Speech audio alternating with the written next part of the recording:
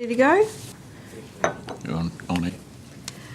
On behalf of the committee, I'd like to thank you for agreeing to appear today for a hearing into our inquiry into short stay accommodation. My name is Jessica Shaw and I'm Chair of the Economics and Industry Standing Committee. I'd like to introduce the other members of the committee. To my right, Yasma Barakai, Member for Jandakot, and to my left, Deputy Chair Sean Lestrange, Member for Churchlands, Stephen Price, Member for Forestfield, and Terry Redmond, Member for Warren Blackwood.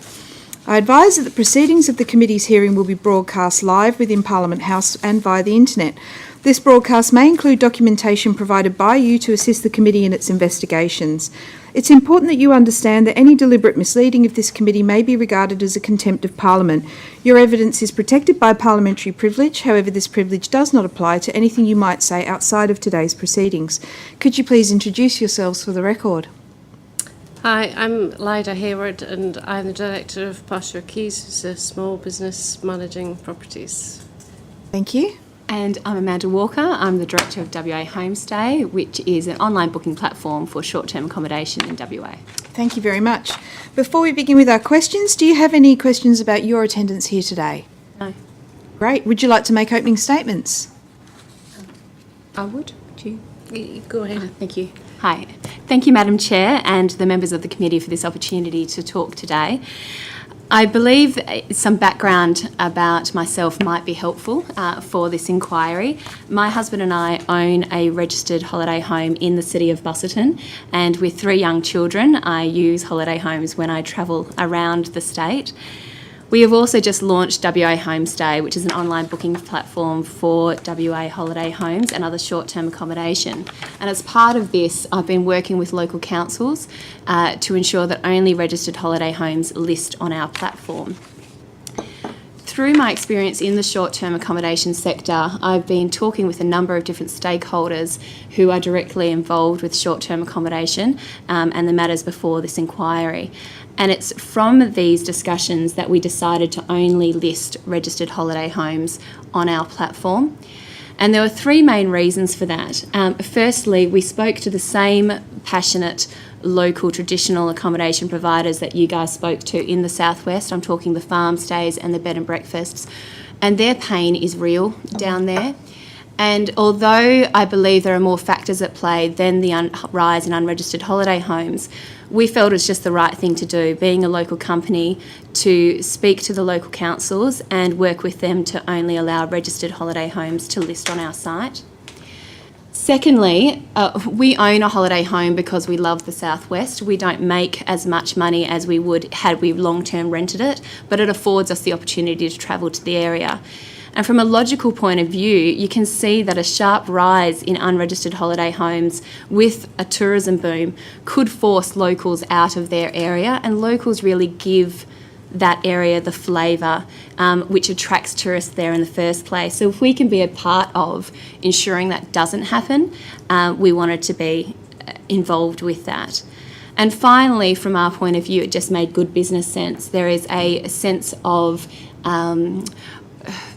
kind of relief from a guest point of view to know that the houses are there and that there's a minimum standard adhered to for the platform that we are creating.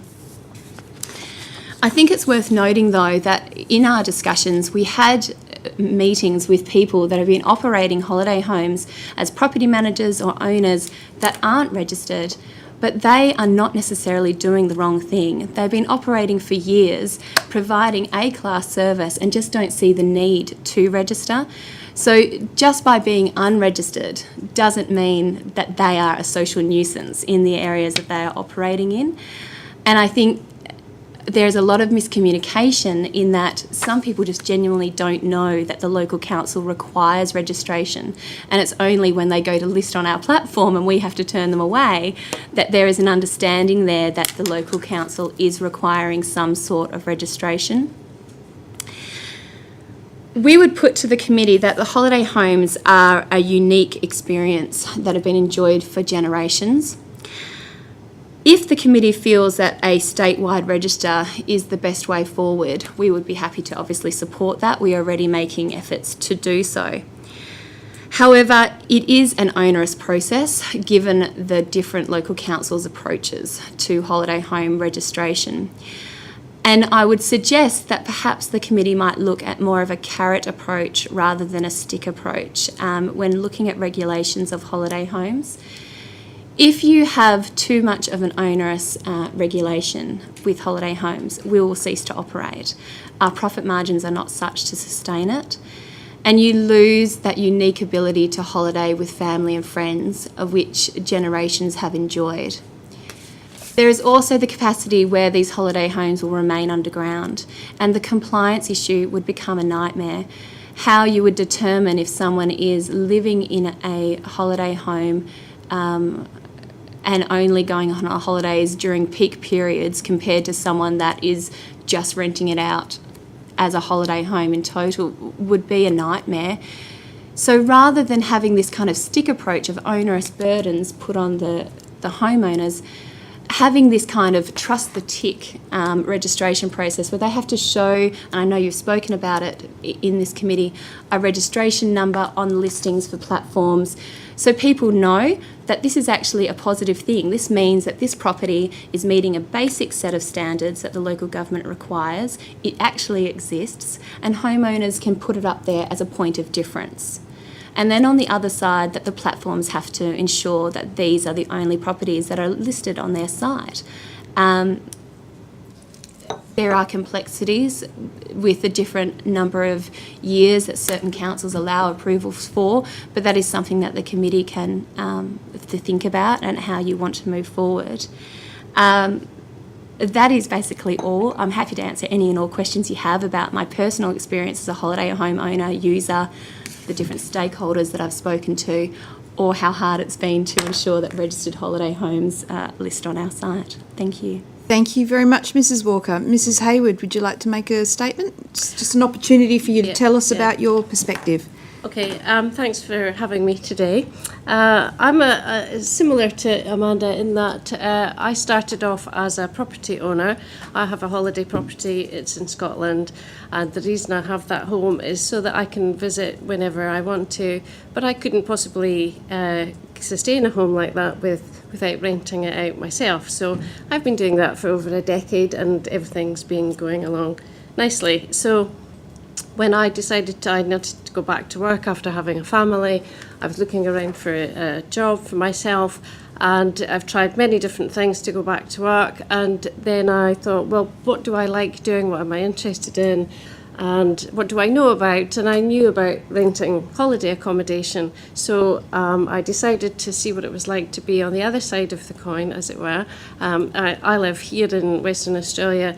I have to have somebody manage my property when I'm not there because it's on the other side of the world. So I thought, well, I'll see what it's like to manage other people's properties here and not be the owner, but be the person that's responsible for looking after it. So I retrained. I worked as a local real estate agent, as a property manager for a year, working on residential tenancies. And found that didn't really suit my personal circumstances because I still have a family and obligations. My husband works overseas, so I'm here on my own. So I set up my small business and I manage property on behalf of the owners, and I manage them on the short stay market for them. And I do almost everything for them, and I do it as though the property was my own. I often just pretend that it's my property and make the decisions. But I have a small group of clients. I've managed 15 properties now, and that's my limit because that's as many as I can take on as just a single person running the business. We get along very well. We are dedicated to responsible hosting. I work very hard in vetting the people that stay at the properties. I build relationships with the people that stay at the properties. I run a very successful business, and I have my portfolio of clients who are all very happy. Excellent, thank you. Well, thank you both for appearing today. You're the first facilitators, I suppose, that aren't one of the big corporations for short stay accommodation providers that's appeared in front of the committee. The first question, I'd just like to pick up on some of your comments, Mrs. Walker, on how onerous registration can be and making sure it isn't too heavy-handed. I'd like to tease out your views on what do you think should be registered? What is it about these properties that should be registered? And what should be done by the state government and what should be done by the local government, recognising that there can be some real differences in localities. I just wondered if you both had some views to offer on those sorts of issues. I've been dealing with a lot of different local councils. So basically, when I get approached by a house, if it is in an area that I haven't had dealings with before, I will then speak to that local council about their requirements for holiday homes in that area. And depending on the outcome of that question, I'll go back to the homeowner, and they basically have to provide proof of their registration if they so require it. The City of Busselton and the Shire of Margaret River I've been dealing with quite closely, and they are extremely proactive in what they do. They're happy to look over a list of addresses that I provide them yearly to ensure ongoing registration, because that's part of the issue is, you have City of Busselton, which has a yearly registration fee, but there's not really any other approval process you have to go past after that initial process. Then you've got someone like the Shire of Margaret River that might do a various number of years. So you might have an initial approval for a first year, reassess in 3 or 5 years time frame, and then again. Then you've got some other local governments that just require a one-off registration fee and then forget about you. So the differing time levels and dealing with, from my perspective, I'm trying to do the best thing by the local government, and so I will ask them what they require, and I will get the company or the owners to show me their registration documents. If there was a statewide policy advertised that everyone is aware of, that you have to be registered, then that cuts out the miscommunication that is happening with some of these property managers and homeowners that have operated for decades and never had to register because it's never been enforced or they don't know about it. So if there's a statewide push for some communication around there, I think that will really help. Yeah. Sorry, go on. Well, I was just going to say, but what I'm trying to get to the bottom of, because there seems to be a fairly consistent tenor in the evidence that everybody needs to be registered, but it's not clear for what purpose. What needs to be registered? Is it just that 15 Smith Street is a short stay accommodation house and that's it? It's owned by this person, and to contact them after hours, here's a mobile phone number? Or is registration about more than just acknowledging a listing? Is it about you must be compliant with certain building regulations, you must have certain safety features at your property, there must be disability access, you must comply with food preparation and cleanliness standards? What is it that and what's appropriate for the state government to require of everyone across the state? And what's then appropriate for the local government to try and tailor to their specific circumstances for their particular local market? Yeah, I definitely agree with the registration from the safety perspective, because as a property manager, if you're renting a property on the residential tenancies, you have to provide a safe environment for your tenants. They're paying to stay there. So it's no different for somebody that's coming on holiday. They need to know that the property that they've rented, that they're paying money for, is safe for them too. So I think that there should be some safety inclusions in the registration. However, with the short stay, I'm not sure that the exact same standards apply to short stay, because it would put people off renting their properties if they weren't able to tick all the boxes. Say, for example, the disability access, that might be too onerous. And I think that the registration needs to be simple, simple, and possibly self-regulation. Yep, Terry. On that issue, so there's jurisdictional differences in what the expectations are on the registration list. The experiences from you, that's Amanda, is that both the shires you work in, typically Margaret River and Busselton, are pretty good in terms of how they work. Do you think that state should be seeking to play a role in ensuring, for example, that there is a basic safety standard, or are you satisfied that local government has the capacity and is able to ensure that all the minimum requirements are met? I asked a question down in the Margaret River hearings to the Shire of Augusta Margaret River about whether there was a requirement in a holiday homestay, like a holiday house stay, short stay, to have disability access, and the answer is no. So presumably there's tiers of responsibility depending on the facility and the nature of the facility that they're able to respond to. Are you satisfied that local government is able to manage that aspect of it? I personally think yes, they're able to identify what areas in their local area are significant enough to warrant registration or regulation, whether that be bushfire zone for Shire of Margaret River, whether that be high density living, and they want to ensure that there's an equal amount of long-term accommodation for locals compared to short-term. I think the problem comes down to compliance.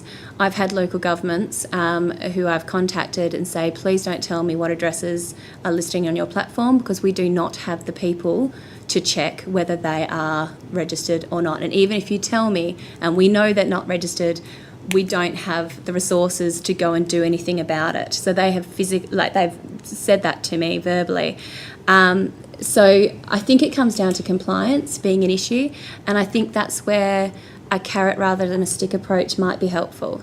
If you can market it in a way where it is a benefit to the holiday homeowners and property managers to be a part of this program of registration, so they themselves want to do it, because most of them are business owners. They want the best for their business, and if you can move it in a way where it doesn't hurt their business to do so, they're going to jump on board, and that means that the local governments can then have the control they need to help with overcrowding issues, make sure the parking's okay, make sure these houses have enough room so you're not cramming 12 people into a one-bedroom apartment.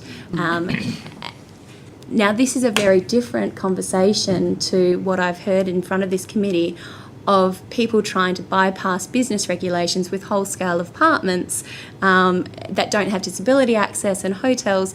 So although you were asking me, Madam Chair, about, is there something the state can do overall to say this is the minimum standard? Perhaps, but you'd have to go into what does a holiday home look like, define that.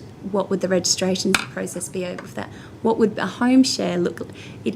It's not just a one-size-fits-all approach. So further to that, one step the committee could take in its deliberations is to just look at a state responsibility for ensuring registration. You're suggesting a carrot rather than a stick approach to that. I'm going to ask another question, follow up to that in a second.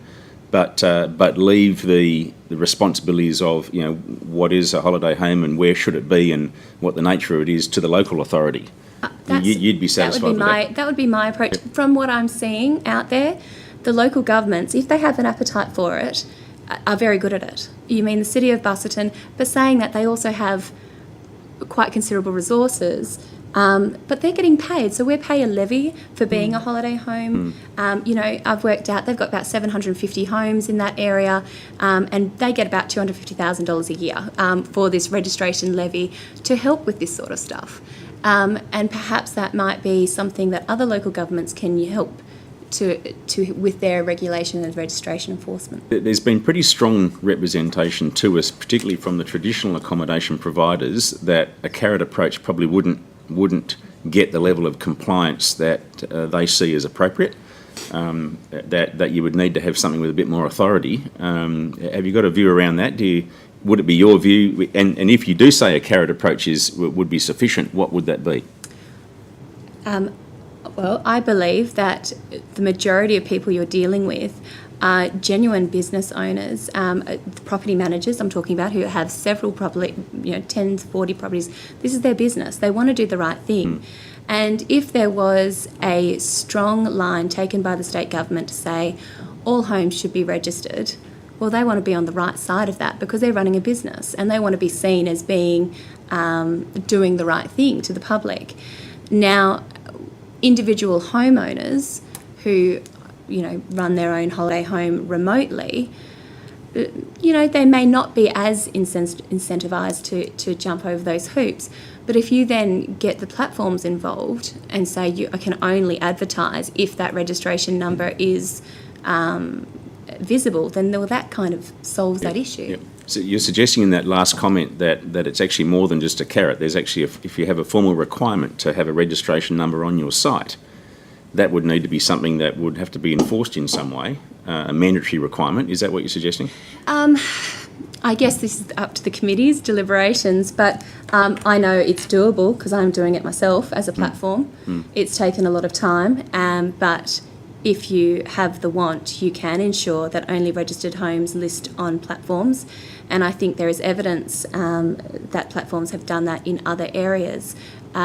So although you're saying it's not necessarily a carrot, I don't think it's a stick approach. You're talking about platforms just ensuring that they uphold the state's requirement of registration. And or local government requirement. I don't necessarily see that as a stick. I think that's just enforcing what could be seen as a positive thing for local governments and the state overall. I take on board that the business model that both of you have is that you're local, you are providing a service to a bunch of people that have accommodation, that actually have holiday accommodation that want to be in the short stay market, and you want to comply with all the rules that are there. One of your competitors are organisations that are on international platforms that don't require that, and you know, and the evidence we've got so far suggests quite a high level of non-compliance, knowing or unknowing, to that. Any comments on that? I think Amanda's different business is quite different in that your business is more about providing a platform for people to book on, whereas my business is about managing the property. So I don't provide booking facilities. Sure. I just facilitate the bookings once they come in. And I look after the property. So going back to your question about the statewide versus the local council, so my business is based in Perth, and I live here in the city in Nedlands, and I only manage properties that are within 20-minute radius of drive from my house, so that because I am that responsible person that has to turn up if somebody's lost their keys or whatever. It's a very different business, the Margaret River, the rural accommodation, because they are seen as being holiday destinations for West Australians and international tourists, and they've got that traditional the local groups of people with the vested interest, the business owners and so on. So they're quite a different thing. Whereas my properties are more varied, and the owners have them for a variety of different reasons. So they're not like holiday properties. They're generally a second home for people. Like my clients tend to be retired professionals out of the city who maybe want to use the accommodation themselves from time to time. It's just a bit like me when I go home to Scotland. So they want to use the property themselves, but they need to get the cash investment from other people using it at the same time. So the thing about Perth is you've got all the different local councils around, and they all have a very different approach to registration. So I don't know whether all my properties are registered or any of them are registered, because I don't want to get involved in that at the moment, because it's in the too difficult category. But I do know that when I follow the press, I see a lot of owners who have sort of stuck their hand up, and I know there's one in Nedlands because I live in Nedlands, somebody who went to the local council to register their property, and it was like putting their head above the parapet, and they just got shot down. And the other 500 people that rent out their properties in Nedlands are all sitting there quite happily renting their properties, and not putting their head above the parapet because they're too frightened of what's going to happen. Yet there are other councils like Fremantle Council, which is very progressive, and it's got a clear policy. It's very simple. It's just basically you fill in a form, you tell us about your property, pay the money, and you're registered, and it's all good. So the fact that it's disparate amongst all the councils is so confusing, and that's what puts people off registering. But if there was a statewide mandate that said these are the things that you need to provide or you need to prove for your property, so you make sure it's safe for your guests, and it's a well-run property, that your property manager can be contacted, and so on. And then let the local councils handle it and pay the fee to the local councils. But they need some guidance from the state as to what those rules are. With really appreciate those two answers. I think they gave us a really good perspective from both sides of this. I suppose for yourself, Mrs. Walker, on page 3 of your submission, the third paragraph, you outline a 4-point plan there of what you think is needed. On the one, you call it a multi-tiered approach. You talk about ensuring that houses are approved for registration, that they are with the appropriate council requirements, registered with local government, state government should assist with compliance side, and then the booking platforms should be made to show that registration number. So it's pretty clear. One of the other things you talk about here is appropriate council requirements, and you were touching on that from the manager perspective as well just then. Because what we were finding down, for example, in Margaret River, was we had one example where there was a bed and breakfast provider on an acre, and then right next door, just a house on Airbnb on an acre, and very different requirements, obviously, for one business operator compared to the other in terms of regulation and compliance. And so do you see the role of council there, or do you see it the role of the state to try and make it a more even playing field between those two examples I gave when you're talking about appropriate requirements? My gut feels local, because I think it speaks to whether the local government wants to encourage this short-term accommodation sector. And I think that varies depending, even in the Perth metro area, different councils have different approaches. And they have different reasons for that, given their local constituents and the rest. There is no way a holiday home like my own could retrofit to have disabled access. It's just not, it's not practical. So that would then take me out of the market. And I think that is the reality. And I think some of the stakeholders down there would like to see that happen, because that makes their business plan easier. Now, whether that's in the best interest of tourism for the state, I would argue not. Because although these platforms, these multinationals have grown rapidly, it is not just the agendas of these multinational platforms. It is also sparked by consumers and their patterns, and the fact that they are enjoying these type of holiday options. And certainly for myself, as a family of 5, 2 hotel rooms just does not make that affordable, let alone the experience of communal living. You know, my daughter gets to run into Nana and Papa's room and jump on them in the morning, and they get to make breakfast together. You don't get that experience in a hotel. So I think although that does appear unfair, and it's why we're trying to do our best of only allowing registered homes to list, to say, look, we don't want just anyone, they have to be able to at least pay their fees to council. Council put whatever requirements they require around these holiday homes.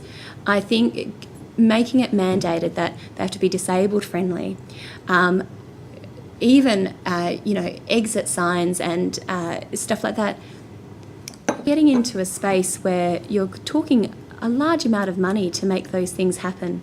Now that's very different to bushfire safety, and the Shire of Margaret River identifies that as a real safety issue for tourists, and I think that's something that should be adhered to, and is a very serious implication. And it's the same kind of things I mentioned, those high-rise apartment buildings. No one wants a repeat of what happened in London with unsatisfactory building codes just to try and circumvent a residential versus hotel requirements. There's just so many layers to this. And just one of the other real areas of concern from our visit down in the southwest was in and around amenity in the street. We've even heard statistics like 1 in 7 homes down in the Margaret River region are now on Airbnb. And so you might have one local resident in a residential street who might have 4 Airbnb homes around them.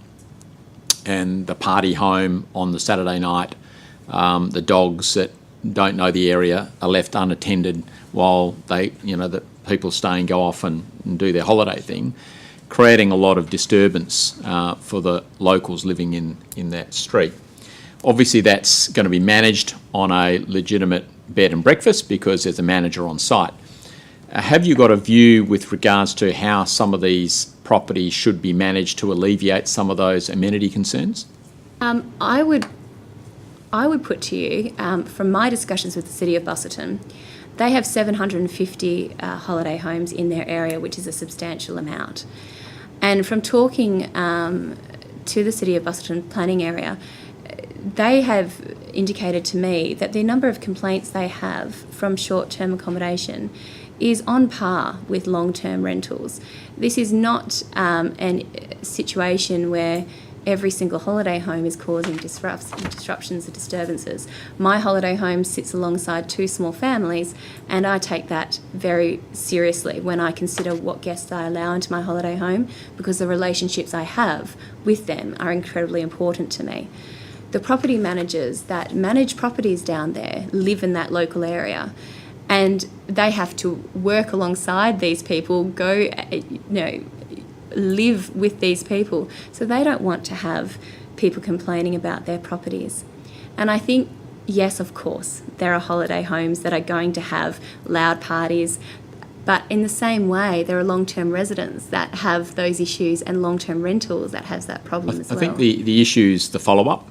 Yes. So, for example, if somebody puts up their property through a manager in the town, then the manager can respond to a complaint from the neighbour and go out there and talk to the tenant and say, look, we've got a 10 o'clock quiet policy here, you need to tone it down and stop it. But if it's just going up on a web platform with no actual point of contact, that's when I think some big problems start to arise. And I think the registration helps with that. The contact with the local council, and that is why we pay the fees to the City of Busselton, is in case there are no noise disturbances and they have to attend or deal with that. So I think the registration side of things, if everybody knows that holiday homes have to be registered, they call up the local council and say, look, we didn't get to sleep till 2 a.m. last night, like that's ridiculous. And they have that address on their file. They know exactly who to contact in relation to trying to ensure that doesn't happen again. So I think that would help. Stephen? I suppose my question is just an extension to that one. So in regards to your platform, Mrs. Walker, do you actively, I suppose, play a role in any sort of complaint or dispute resolution with the local governments that you deal with, should they arise? I would be happy to help. I see that as being part of my role, as if there was ongoing complaints from neighbours about a particular home. I'd be happy to facilitate discussions with the property managers and the holiday homeowners to work around that. It is in my experience that the people I'm dealing with pride themselves on their home. They don't want it trashed. You're talking about assets that are over $700,000, and mine's a very standard 4x2 a home. It's nothing special.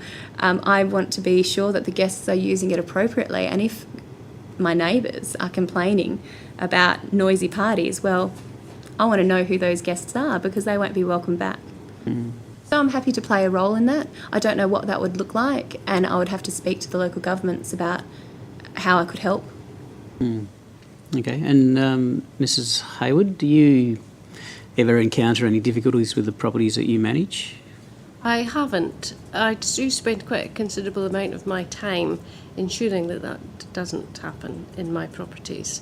So the online booking platform that I use mainly is Airbnb. And one of the first things that I do when I get an inquiry for a property is I start to build a relationship with the people that are booking. And Airbnb does allow that, and in fact it actively encourages this sort of ongoing communication between me and the guests. They expect to talk to me, and I will ask questions like, what brings you to the area, and who's coming with you, and I want to know who's coming, because my first responsibility is to the owner of the property. And I can see this from both sides of the coin, actually, because in my own house in Scotland, I have a neighbour there, neighbours on either side of the house, and they don't like the fact that I rent my house out on to holiday makers, even though it's a holiday town. And I respect and I sympathise with their point of view. I like to have neighbours in my own home in Nedlands who I know who's coming and who's going to be there. So, you know, I do see both sides of the coin, but I work very hard to make sure that the people that are coming to stay in the properties that I manage are genuine people that have a genuine reason to stay. And I don't have any problem in stopping people from coming to stay if I don't believe that their intentions are good. And it is something that happens on a regular basis. My properties get booked by, you know, I might, for example, get somebody from, I don't know, Ocean Reef booking a property in Subiaco for Friday night. Well, that's for me is a big red flag, and I just say, no, why do you want to come? You know, and if they've got a good reason, well, my wife's having a baby in the hospital opposite, then that's all very well. But if they haven't got a good answer, then I don't accept the booking. And I live within 20 minutes of every property, and I have on occasion where a person has booked a property, and you can do instant bookings, I'm sure you're aware, an instant booking on a property that I have not been happy with, and I've just got in the car and gone straight out to the property, taken the keys away, made sure the property is secure. And that's my role in making sure that the place is safe. So I've never had a problem with guests trashing the place or not parties or anything like that, because I'm actively stopping that before it gets to that point. That's why I think the property manager is super important, that they know who to contact if there is a problem. The neighbours as well? The neighbours as well? Yeah. Because if you register in Fremantle, you've got to put a sign outside saying who your contact is, and that property contact has got to be got to respond to anything within 12 hours. Mm-hmm. That's their regulation, and which I think is good, but I think 12 hours is still quite a long time to wait. If you've got a party happening next door, 2 hours would be better. If a party's going for 12 hours. With your cases, Mrs. Walker, do you insist on registration? You've got an audit process to check that. Do you do the same thing with regard to insurances? I don't, and it is something that we tossed up. I believe that should be possibly a part of a registration process. I have it. I don't understand why you wouldn't have it as a homeowner. It makes sense, and it's not an onerous amount to cover yourself adequately and cover your guest adequately. So I would welcome that as part of a registration process. I don't believe it was for the City of Busselton. I guess from their perspective, maybe they assume that you're looking after your own asset. It's just as a house, just like anyone else's house, and people usually take out insurance and such things. But certainly, I don't personally check for registration. It's just insurance. I just check for the registration in the council. That is the limit that I go to, because otherwise, you know, there's only so much you can do. Yeah. And in the case of yourself, Mrs. Hayward, you manage properties on behalf of others. Is that relationship that you simply take a monthly fee, or do you pick up on an accommodation basis, like an occupancy basis? Mm-hmm. And is there any insurance relationship in the relationship you have with your clients? I charge a percentage of the rental income as that's my fee. Yep.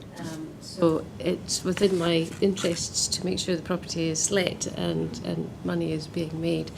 So what was the second part of the question? In terms of insurances, is there any relationship in respect to that, or you simply accept that that's the business of the property owner and you stay out of it? It is the business of the property owner. I encourage it, but I don't enforce it. If they don't want to have insurance, then that's their call.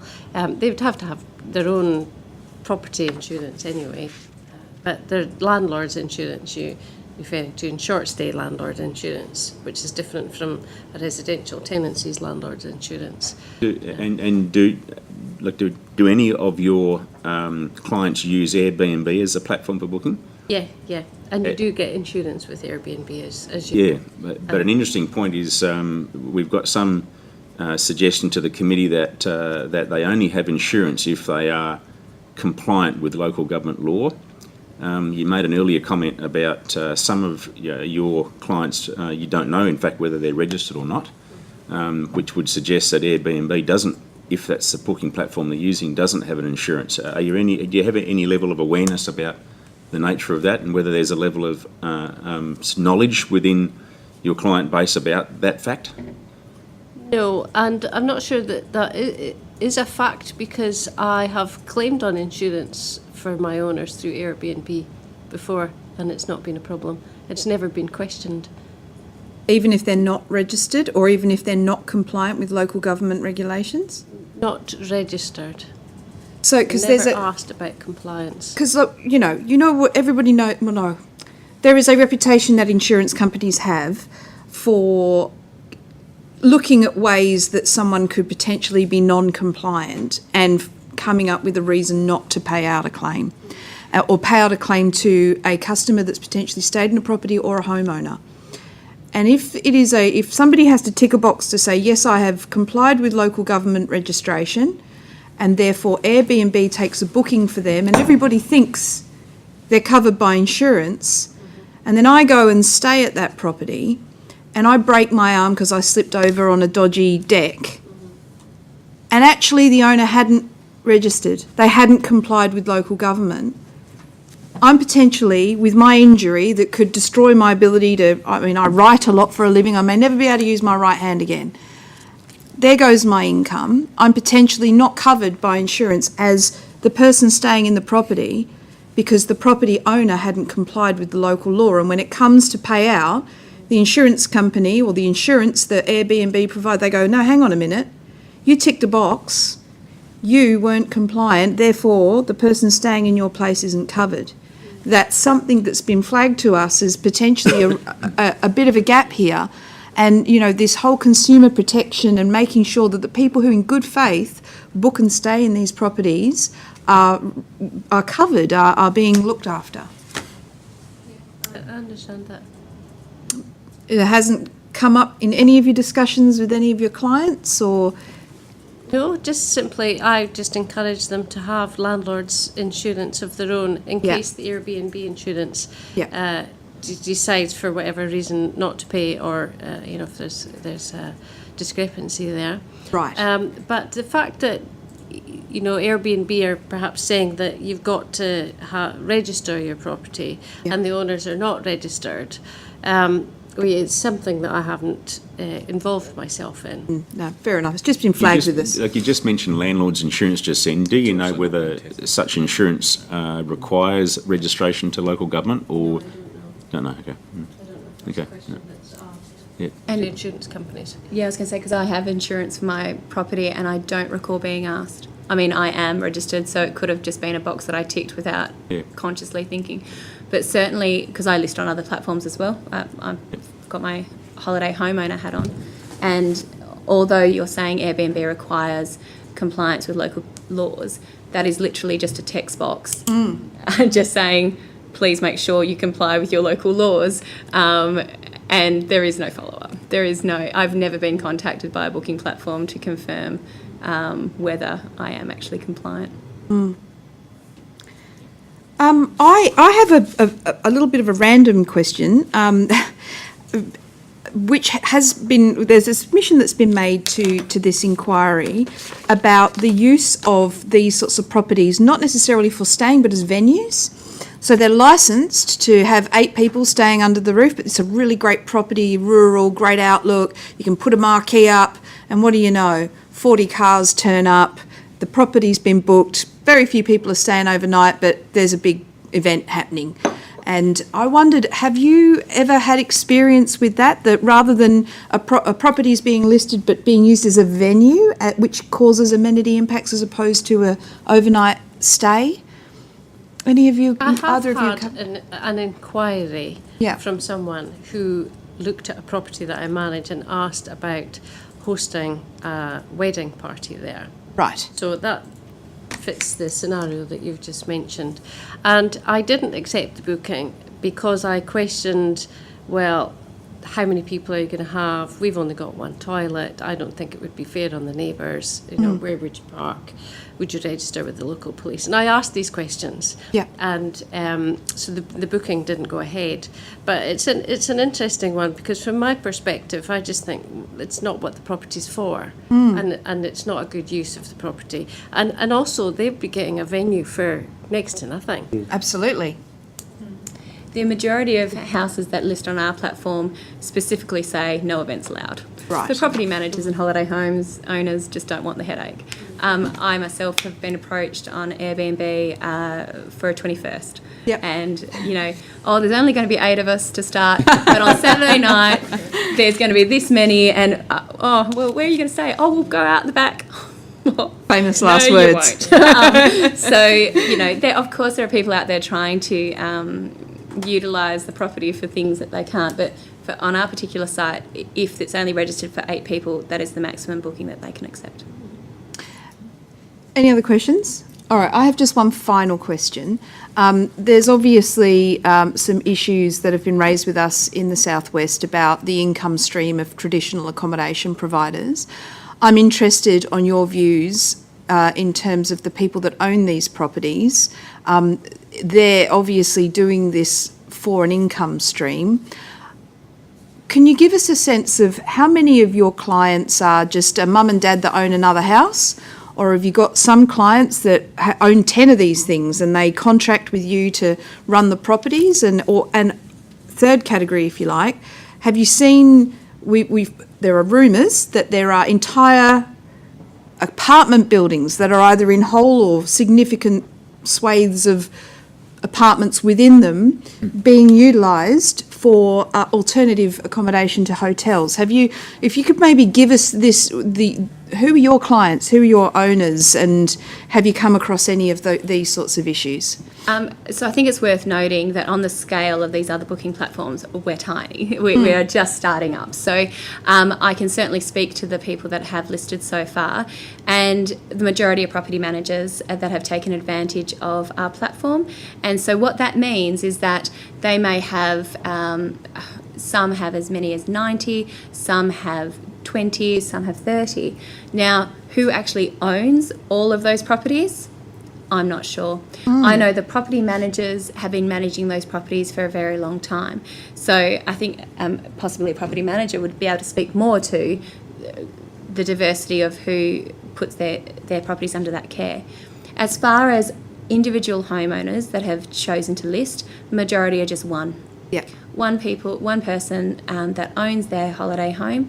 I have had one occasion where a person who actually lives in the Southwest has 8 properties that they choose to use as short-term accommodation. And sometimes they will use that seasonality. So they may have children that come down and use it, that work in Perth, or vice versa. There's a couple of kind of family homes, if you like, that they use short-term basis otherwise. But the wide majority, I would put to you, is just an investor. They may have 1 or 2 properties, but we're not talking whole-scale apartments that are being transferred across to short-term rental. And Yes. Mrs. Hayward? Same for me. The first thing I do if somebody contacts me and asks me to manage their property is look up to make sure that they actually the owner of the property. That came from my days as a property manager, making sure that they actually had the right to do that. So most of my owners just have one investment property that they use. I have one client who has 2, and they're both within the local area. I forgot what the other thing I was going to say now. It's About the mix. I can't remember now. Sorry. No, that's okay. That's okay. Are you seeing? I'm interested in your. Oh, sorry. I Go just on. remembered. Yeah. I'm a member of a Facebook group on in the UK for short stay accommodation, and that scenario you talked about with the whole scale apartment blocks is something that I see is happening in the UK. Where there's a whole shift of it's called serviced accommodation in the UK, and people are renting whole blocks of apartments in order to rent it out in the short stay market. I haven't seen evidence of that here. I'm interested in your career as a real estate agent or as a property manager for real estate agents previously. Are you seeing any appetite for real estate agents to move in to start managing the short stay accommodation as well as the longer term rentals they traditionally I've manage? seen some of them dabble in it, but they're actually very different jobs. So property management for a real estate agent is it's just a whole different ball game. It's about real estate, whereas property management in the short stay accommodation sector is about tourism, and it's about dealing with tourists and guests, the people that come. You know, in real estate they're called tenants. In the short stay accommodation they're called guests, and that, you know, I manage 15 properties, and it takes a lot of management to manage 15 properties. As a real estate agent, you'd manage 100 properties, and you wouldn't have anything like the amount of touches that you have with the guests. So it's a very different job.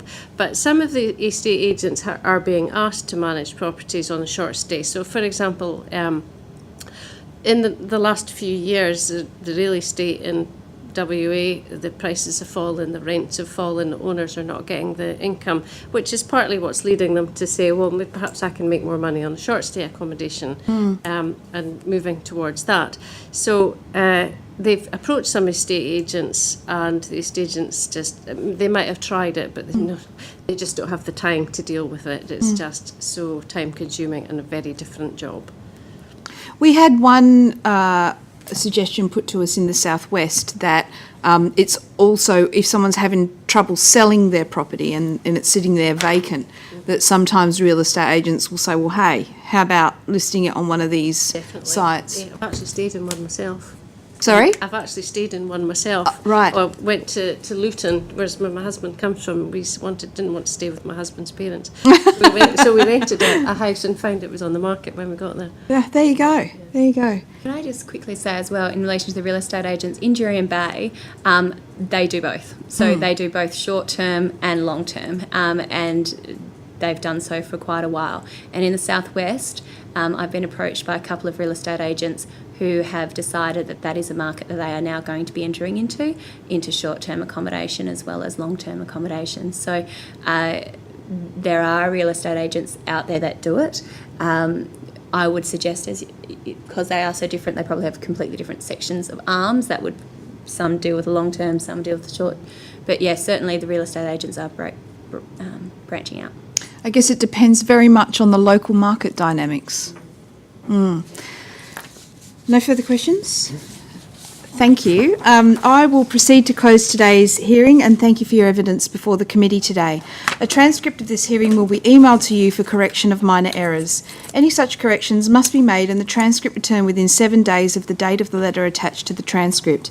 If the transcript is not returned within this period, it will be deemed to be correct. New material cannot be added by these corrections, and the sense of your evidence cannot be altered. Should you wish to provide additional information or elaborate on particular points, please include a supplementary submission for the committee's consideration when you return your corrected transcript of evidence. Thank you very much. That was excellent. Thank you. Thanks, Amanda. Thanks, Lada. Thank you.